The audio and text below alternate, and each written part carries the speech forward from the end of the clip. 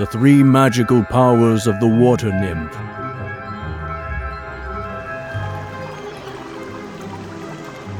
Please, oh gods, please allow me to catch a large haul today so that I may sell it at the market and use the money to buy some rice. Oh no, all day and I've only caught this tiny little fish. Am I really going home empty-handed again? It's been days now, and the stormy sea has given me nothing. This poor little fish is trembling in fear. How pitiful! All right, go on now. Swim away and don't get caught in a fisherman's net again, little one.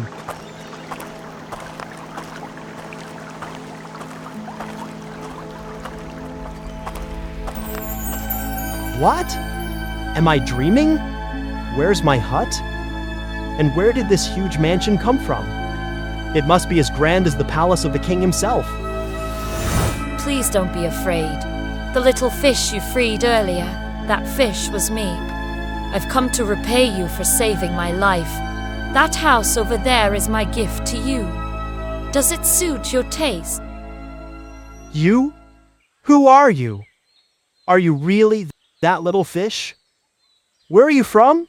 I'm a water nymph, daughter of the sea god who rules the ocean.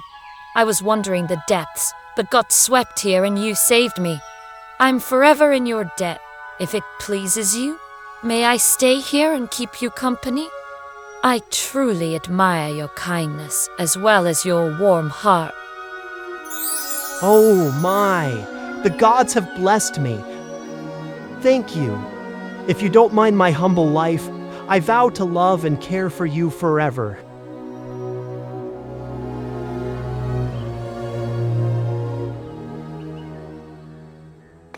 What a beautiful day. A walk like this lifts my spirits. Everywhere I look, my people are happy and well fed. My fame will surely spread far and wide throughout this kingdom. Yes, Your Majesty. Everywhere, people sing praises of your wisdom and generosity. You are certainly the best ruler of our kingdom. No one can compare to you. Where did this grand palace by the sea come from? And who is that woman? She looks so regal, she doesn't seem like someone from around here. That woman might be the wife of the fisherman who lives nearby, Your Majesty.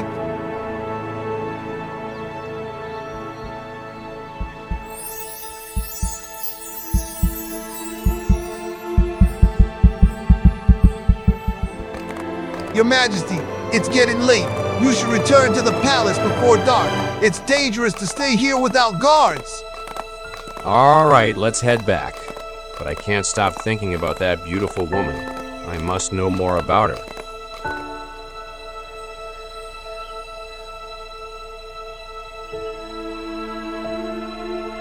Who is she?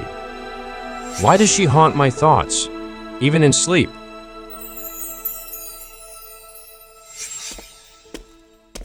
Your Majesty, is something wrong? Why have you summoned me so early?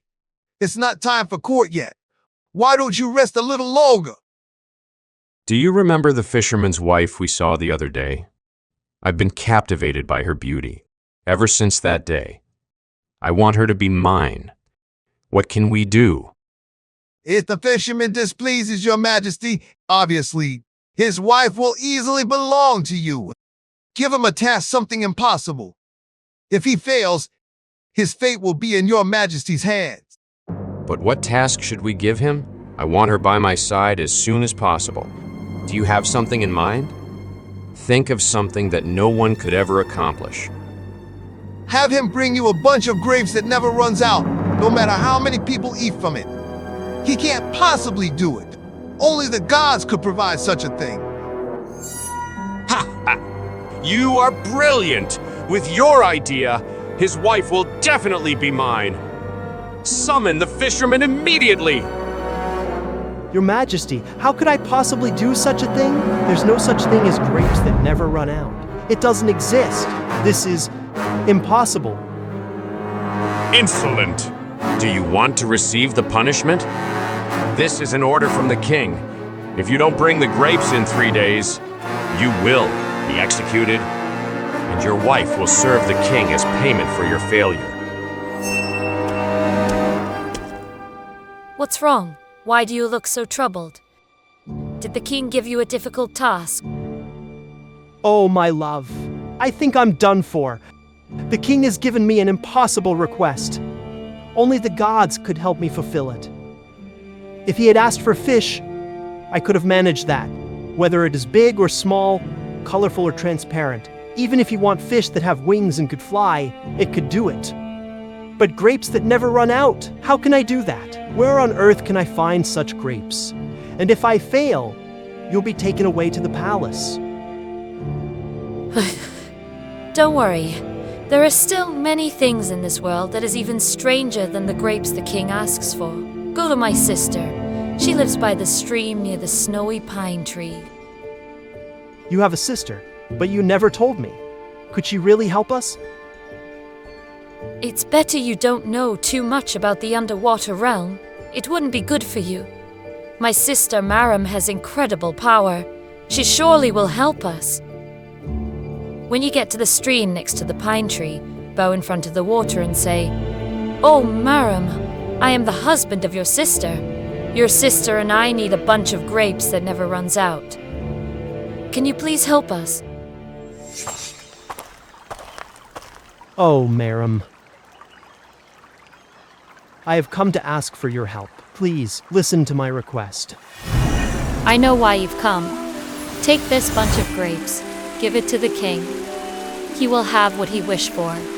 But remember, once everyone has had their share, you must return it to me.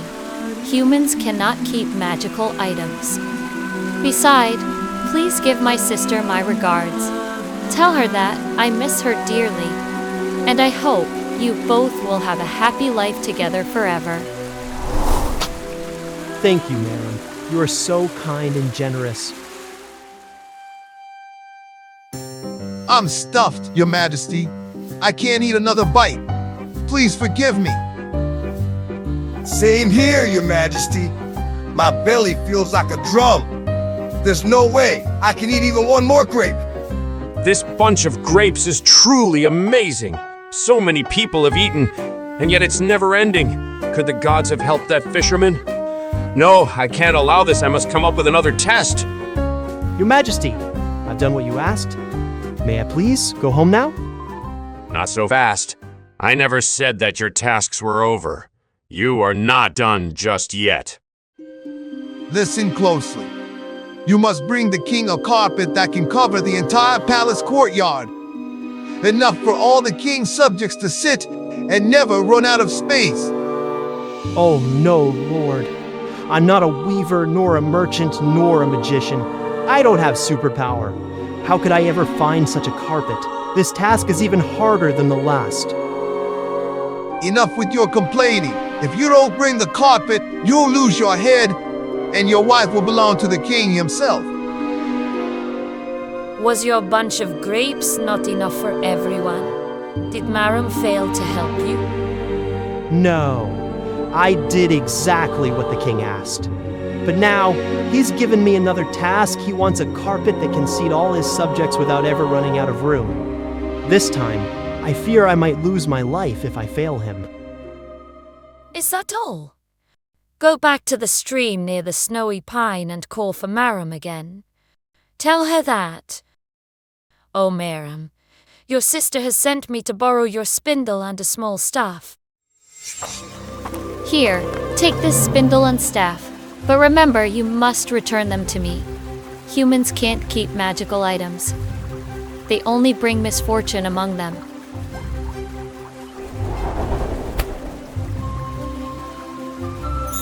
When you return to the palace, ask for a large nail. Then drive it into the very center of the courtyard. Tie the spindle thread to the nail. And then, the entire courtyard will be covered with the most beautiful carpet that you have ever seen. Then touch the carpet with the tip of the staff and draw a circle in the air. The carpet will expand in all directions. Draw a second circle and it will stop growing. Draw a third and the carpet will disappear. Is that really possible? Could such magic exist? Believe me, I wouldn't lie to you. Now go and see the king. You will fulfill his request for sure. Ian, did you bring the carpet? Or should I call the executioner? You're finished this time for sure. I have it right here. It's in my bag. You must be joking. A spindle and staff, those can only tie up a small scarf. How dare you mock us? Guards, seize him and behead him immediately. Wait! I just need a nail, and I'll spread the carpet.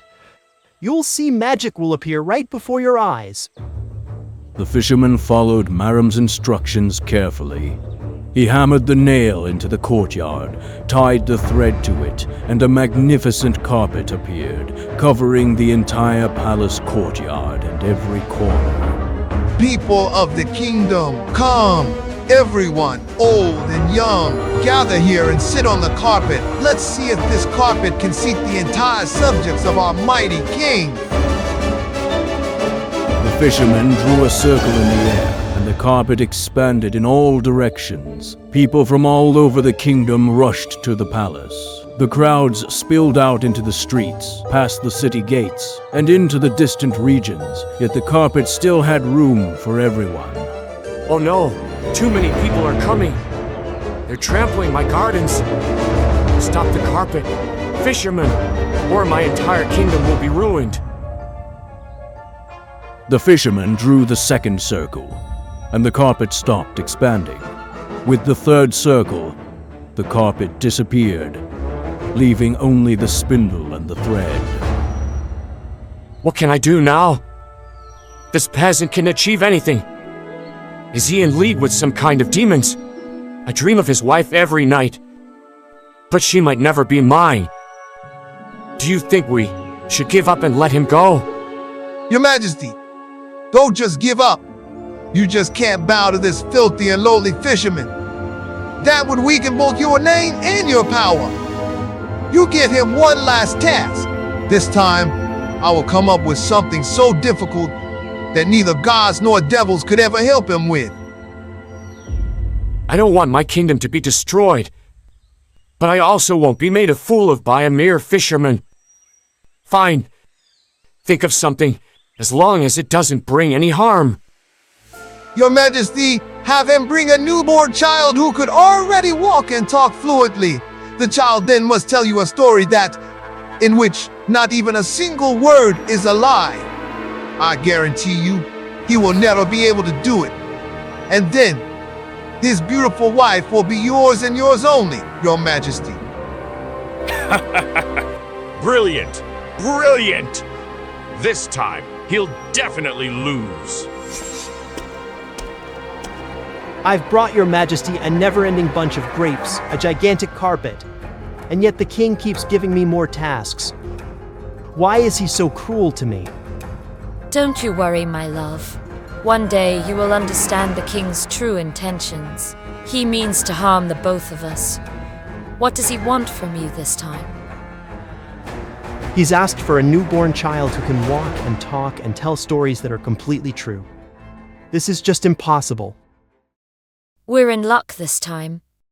Today, Maram gave birth to a baby boy. Go to her and tell her that. Maram, your sister asks that could you send your son to us?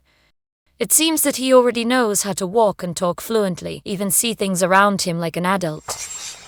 Huh. The king still hasn't let you go. Wait for my son to finish his meal.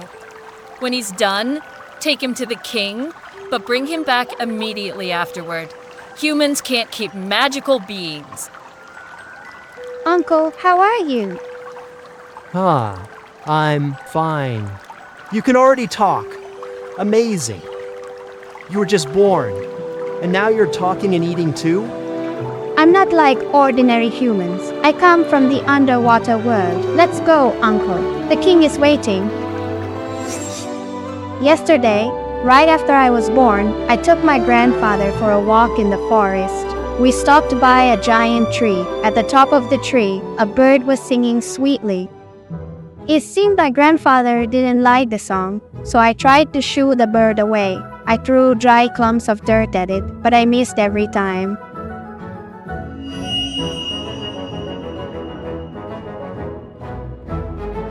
I chased after it, but there was a wall in my way. A guard grabbed my shoulder and brought me to the king, where I saw a fisherman sitting by his side. The king asked what I was doing, and I told him I was tired of talking to a foolish king. How dare you? What do you mean by that? Me? A foolish king? You must be punished, guard. But you just admitted my story was true. You called yourself a fool. Insolent guards! Seize this child at once! What's happening? Have the gods grown angry? Why are these dark clouds gathering? The entire city will be flooded. Oh no! Help! There's water everywhere! Save me! Help! I can't swim! Guards! Help me! I am the ruler of the water gods. I've come to protect my descendants. I won't let your foolishness harm them. The woman you dream of and desire, she is not human. She is my daughter, the water nymph. If you try to harm the husband of my daughter, or dare to touch my grandson, then this trident will be your end right here and now. My water gods will rule your kingdom instead. Please, please spare this lowly life. I will never do such a thing again, I swear. The sea god vanished, taking the child and the fisherman with him. The sky cleared, and peace returned as it was before. From that day on, the king never dared to think of the water nymph again. As for the fisherman, he and the water nymph lived a long, happy life with many children.